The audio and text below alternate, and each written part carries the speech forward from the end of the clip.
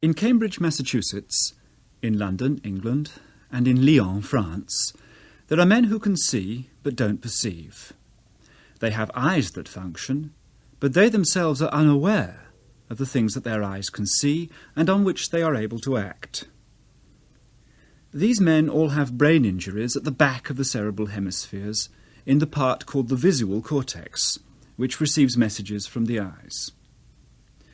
In the middle of the last century, a Frenchman, Marie-Jean-Pierre Florent, provided the first real experimental evidence that the cerebral cortex is responsible for so-called higher functions of the mind. Although he spoke of faculties like will and intellect, his experimental subjects were animals, not people. Like Aristotle, Galen and Leonardo before him, Florent had intuitive trust in the continuity of biological mechanisms, which led him to extrapolate from animals to man. Shortly before his death in 1867, Florent wrote in opposition to Darwin's new theory of natural selection. But it was that very theory that made legitimate his own experimental paradigm. Florent worked by studying the consequences on an animal's behaviour of damage to its brain. Animals deprived of their cerebral lobes, he concluded, have neither perception, nor judgment, nor memory, nor will. The cerebral lobes are therefore the exclusive seat of all the perceptions and all the intellectual faculties. Hermann Munk, in Berlin, first realized that small injuries to the surface of the cortex could render an animal apparently blind or seemingly deaf. But Munk also made the remarkable discovery that these mind-blind and mind-deaf animals quite quickly recovered their senses. He likened their progress to young animals learning to appreciate their sensations for the first time. How different the situation seemed to be when neurologists turned their attention to the human cortex. It's a sad fact that brain science, no less than engineering and technology, has reaped a rich harvest of knowledge from the tragedy of war. The First World War was a vast, unwanted experiment in neurology. The Irish neurologist Gordon Holmes studied men whose injuries affected the back part of the hemispheres, which Munk had implicated in the function of seeing in animals. Holmes confirmed that a tiny area of damage here produced a corresponding patch of blindness or scotoma in the visual field. The patient stared fixedly at a point as Holmes mapped out the scotoma by waving a fine wand with a light at the end of it. Whenever the light fell into the affected part of the visual field, it disappeared from the patient's view. On the question of recovery of vision, however, Holmes' results were totally different from Munk's. The representation of the eyes in the visual cortex, he wrote, is fixed and immutable, so that if a part of the visual cortex be totally destroyed, there will be a permanent blindness of the corresponding segment of the visual fields. But the new experiments in the United States, England and France show that such people can actually see without knowing it. The patients in question have indubitable injuries of the visual cortex. They never see a flashing light inside the resulting scotoma. In fact, they deny seeing anything there at all. Yet if such a light is briefly flashed and they're asked to guess where it is by pointing to it, they do so with remarkable skill.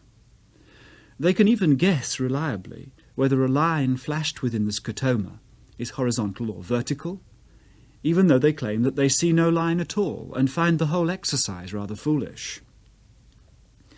It's well known that some nerve fibres from the eyes send their signals to regions below the cerebral hemispheres, more primitive parts of the brain that are rather important in a frog, but were thought only to control movements of the eyes in man.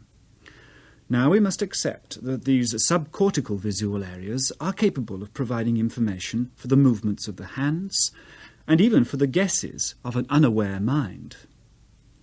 The phenomenon of blind sight, as it's been called, establishes that the cortex is the home of conscious perception. But some kind of sensory function can continue without it. Then why, one might ask, have the cerebral cortex at all? What is it that the intact brain does that the man with blind sight cannot do? It constructs a description of outside reality, a model in which it has confidence and sufficient faith to speak. According to the adage of William Blake, everything possible to be believed is an image of truth, and what our perception provides us with is this image of truth, which we trust as a measure of reality. Between the turmoil of moving lights that fills the tiny image within our eye and the credible world of external objects that we build from that image is a miraculous transformation. How easy it all was for some of the Greeks, most notably Euclid. Light, he thought, streamed out from the eyes to touch the world like a million invisible fingers. Objects were seen as objects because they were felt as solid and real by these seeing hands. The long fingers of vision certainly do free us from the tiny world within the reach of our arms. When Galileo became blind in 1638, he wrote, "This heaven, this earth, this universe, which I have enlarged 100, nay 1,000-fold, beyond the limits universally accepted by the learned men of all previous ages, are now shriveled up for me into such a narrow compass as is filled by my own bodily sensations." But seeing is not like touching. An object held in the hand is permanent, solid, immutable in size and shape. The patterns seen by the eyes change their size with their distance and change their shape with their movement, as every artist knows. The fact is, of course, that the subjects of seeing aren't objects themselves, but the flat, intangible images of them which hide within the pupil of the eye. Light comes into the eye in a cone of straight rays, not out of it, as Euclid had said. The realization of this produced a revolution in Renaissance art, not just through the discovery of perspective, but because artists must have learned that their task was to challenge the viewer, just as he is tested by the image in his own eye. The retina of the eye is the canvas of the brain. If we can conjure everything that we know of reality from the poverty of its two-dimensional image, why should the artist not use his painting to provoke perceptions just as real?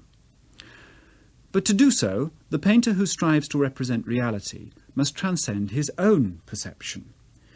He must ignore, or override, the very mechanisms in his mind that create objects out of images.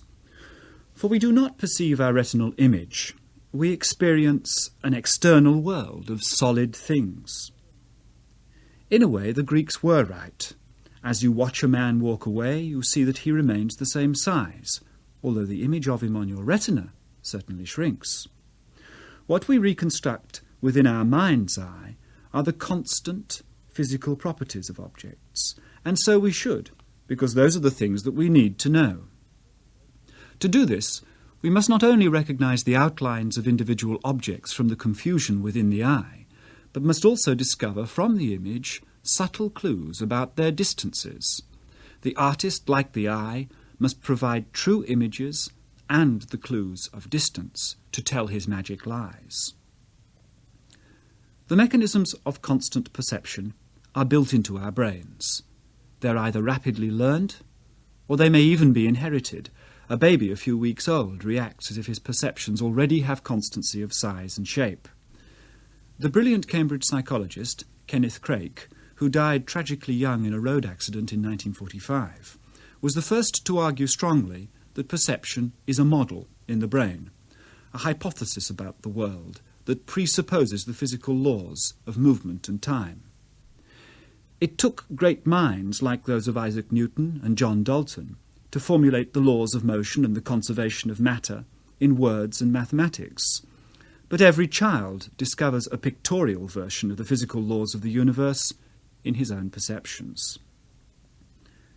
The representational artist, then, must be as perceptually naive as an embryo. He must not illustrate his own model of the world, but must search behind it for the image in his eye. As Paul Klee wrote in 1902, "I must begin, not with hypothesis, but with specific instances, no matter how minute."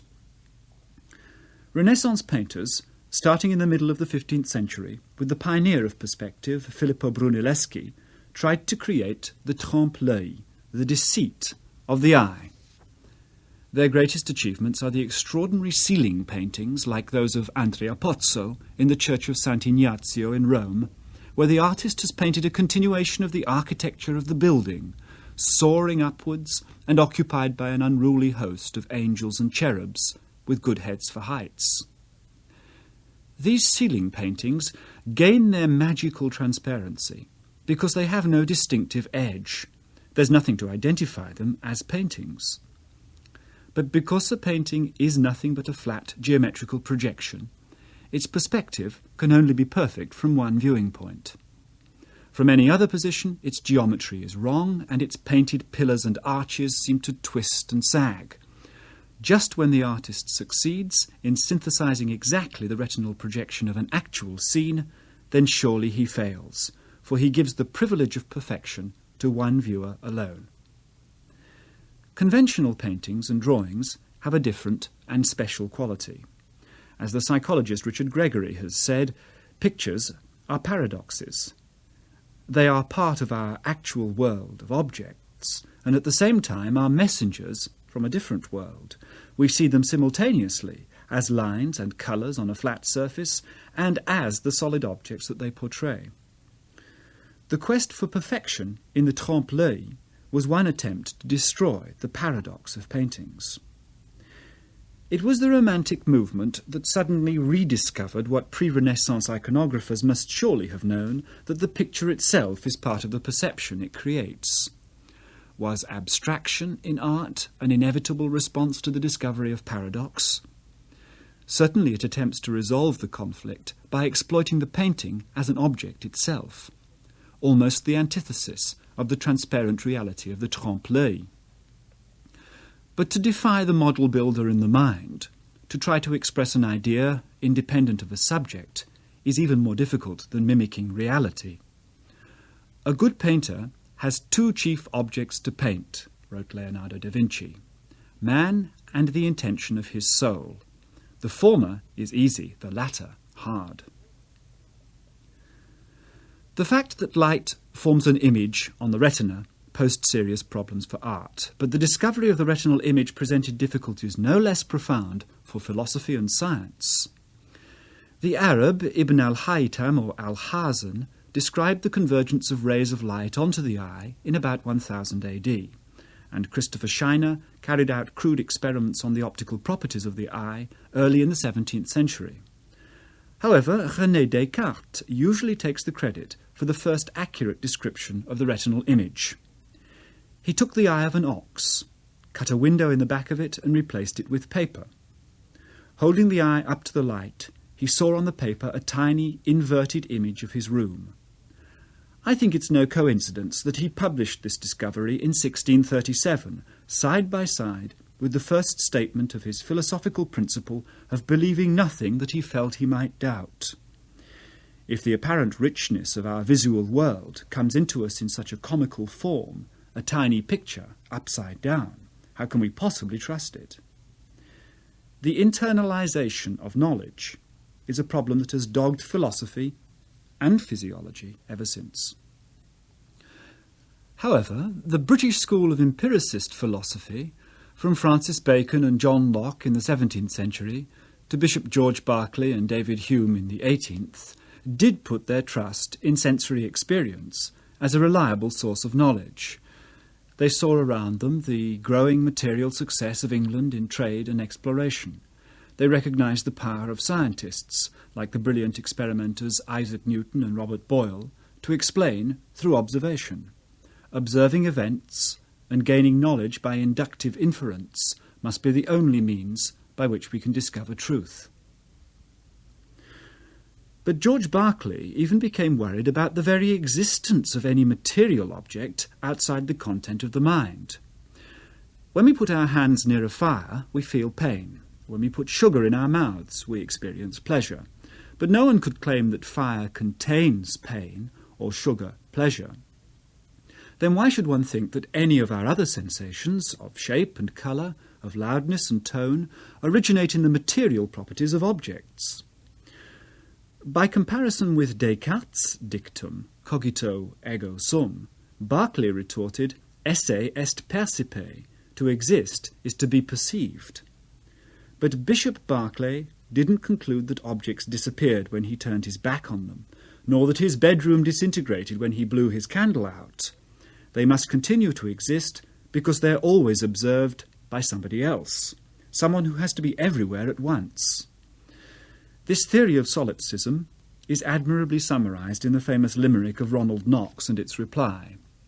There once was a man who said God must find it exceedingly odd if he finds that this tree continues to be when there's no one about in the quad. Dear sir, your astonishment's odd. I am always about in the quad, and that's why the tree will continue to be, since observed by yours faithfully, God. The problem of internal inference about the world posed by Descartes is certainly not solved, even by modern brain research. Descartes himself avoided it neatly by imagining sensory nerves from the eyes, the ears, and the skin, all terminating around an enigmatic pimple on the back of the brain, the pineal gland, which he proposed as the principal home of the soul, and whose true function is still unclear. Simply contacting the soul in this physical manner was enough. The soul was responsible for the actual seeing, hearing, and feeling. The activity produced by signals from the two eyes was even fused together to provide a convenient single picture of the world, which was twisted around to turn the inverted retinal image the right way up again. But this is no solution, of course. It merely puts the task of recognition one step further on. There is no little man in the human brain to rush around looking at the signals from the senses. If there were, how would his eyes and ears work? Yet much of the physiological investigation of the brain has been concerned with the Cartesian problem of internal maps.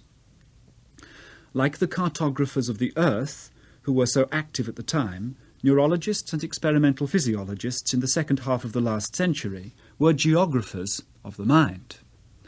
The British neurologist John Hewlings Jackson, working in London in the 1860s, discovered a new continent in the brain. Some of his epileptic patients had fits that started with uncontrollable movements in one part of the body, the thumb of one hand, one of the toes, or a corner of the mouth, and always in the same place.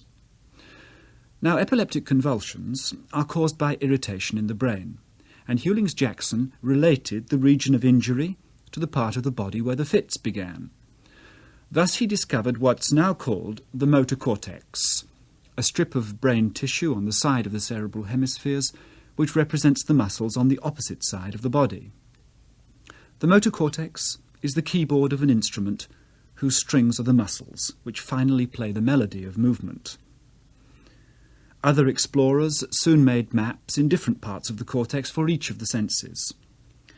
Directly behind the motor cortex is a second strip that receives a map of the entire body surface from the receptors in the skin. Again, it's as if the shape of the body were drawn out on the surface of the brain. And what did the physiologists call this body map? The homunculus, the little man, as if this picture of the body solved the paradox of Descartes. But the cortical homunculus is a strangely inaccurate map. In it there's much more space devoted to man's face, his thumbs and his fingers, than to his trunk and the surface of his legs. When Edgar Adrian, now Lord Adrian of Cambridge, recorded electrical activity from the touch area in the pig's cortex, he found an even odder map, a porcunculus, I suppose it should be called. An enormous fraction of the pig's touch area is dedicated to its snout.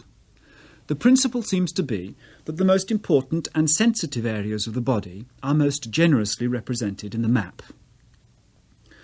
But not just the surface of the skin is sensed within the cortex.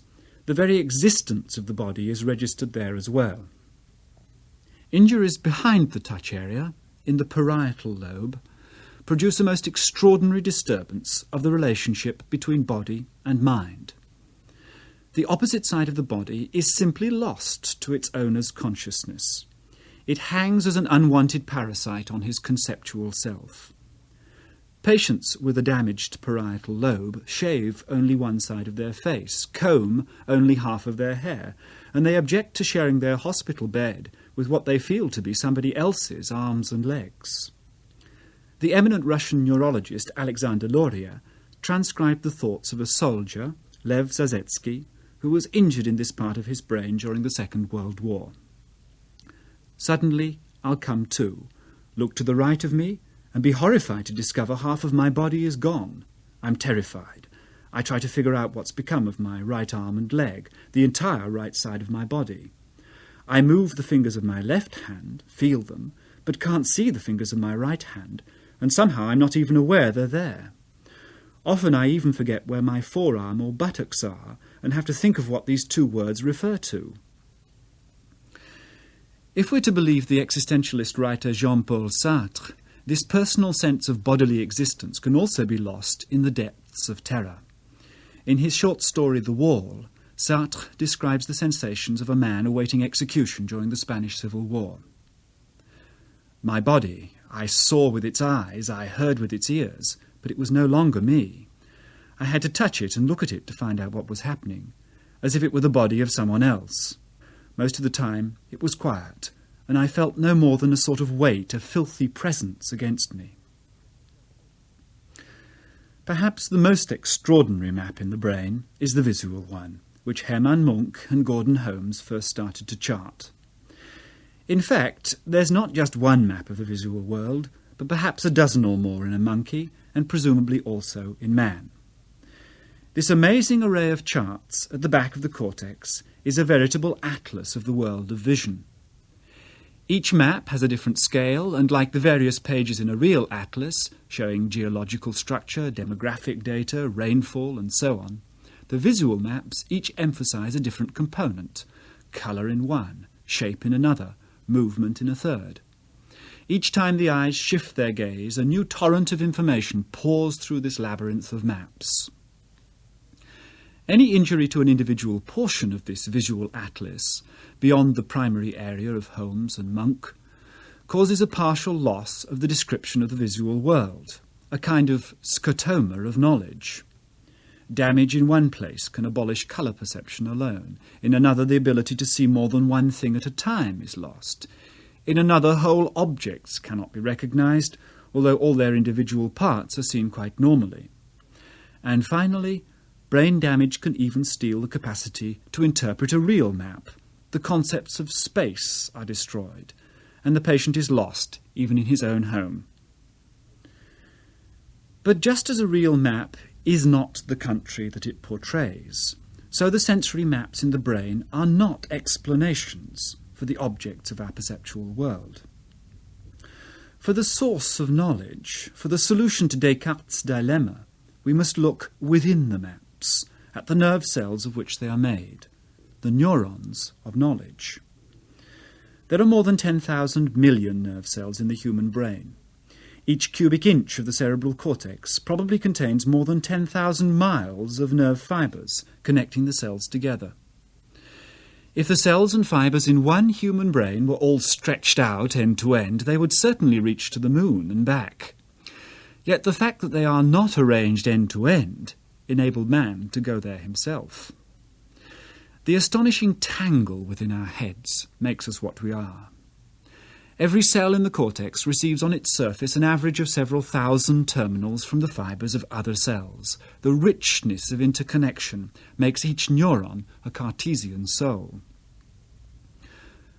Lord Adrian made the first electrical recordings of the activity of individual nerve fibres in Cambridge in 1926. He discovered a universal law, one whose influence will, in the long run, be as important as Newton's laws of motion.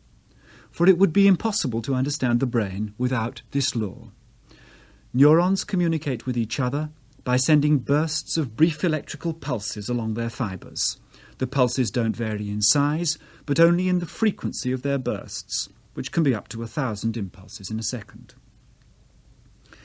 In the visual system, nerve cells look out at the world through their connections from the 100 million or so receptors in each eye. When physiologists turned their recording microelectrodes onto these visual neurons, the results were a revelation. For each cell seemed not to be passively signalling the brightness or darkness of the retina, as we might expect, but to be searching for meaningful combinations of features, for the boundaries and shapes in the image that defined the edges of objects. One of the most remarkable of such experiments was reported in 1959 by the American Jerome Letvin and his colleagues in a scientific paper already a classic entitled "What the Frog's Eye Tells the Frog's Brain." They recorded impulses from fibres in the frog's optic nerve and found that different classes of fibres would only respond with a burst of impulses if an appropriate pattern was projected on a screen in front of the eye.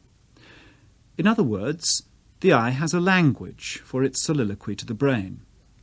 It speaks in symbols that define the important features of the visual scene. In the frog's optic nerve, to quote Letvin, one class of fibre responds only to a small object pass through the field. The response does not outlast the passage. The discharge is greater, the greater the convexity of the boundary of the dark object. A smooth motion has less effect than a jerky one. We have been tempted to call them bug perceivers. In the primary visual cortex of a monkey, neurons respond selectively to straight lines appearing in the visual field. Different cells signal different orientations of line. Each shape falling on the retina is described by the activity of these various line detectors.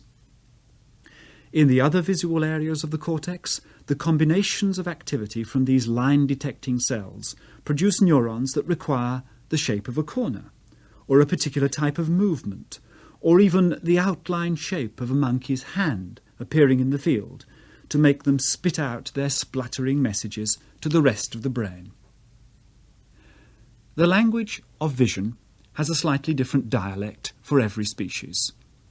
The octopus probably has no word for a diagonal line. It can only detect horizontal and vertical ones. Many animals have little or no ability to discriminate colour. But equally, some other species have nerve cells that can describe events that are invisible to us. Some animals can detect the plane of polarization of light or the direction of a magnetic field. We deceive ourselves if we think that our perceptual world is complete. It's what our neurons are able to tell us. We seem driven to say that such neurons have knowledge. They have intelligence, for they are able to estimate the probability of outside events that are important to the animal in question. And the brain gains its knowledge by a process analogous to the inductive reasoning of the classical scientific method. Neurons present arguments to the brain based on the specific features that they detect, arguments on which the brain constructs its hypothesis of perception.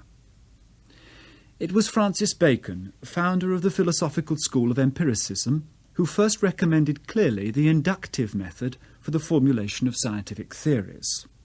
The classical method of science was surely inspired by the example of human perception. Indeed, science itself can be regarded as a cultural extension of the biological process of acquiring knowledge. But even perception can't proceed without expectations, built into the brain in the form of the experiences with which it's familiar. Equally, science hasn't progressed by induction alone. The anticipatio mentis, the prejudice of insight which Francis Bacon so much detested, is an essential part of science, just as it is of human perception. Expectation is at least partly based on the memory of past experience. And that's the topic I shall turn to in my next lecture.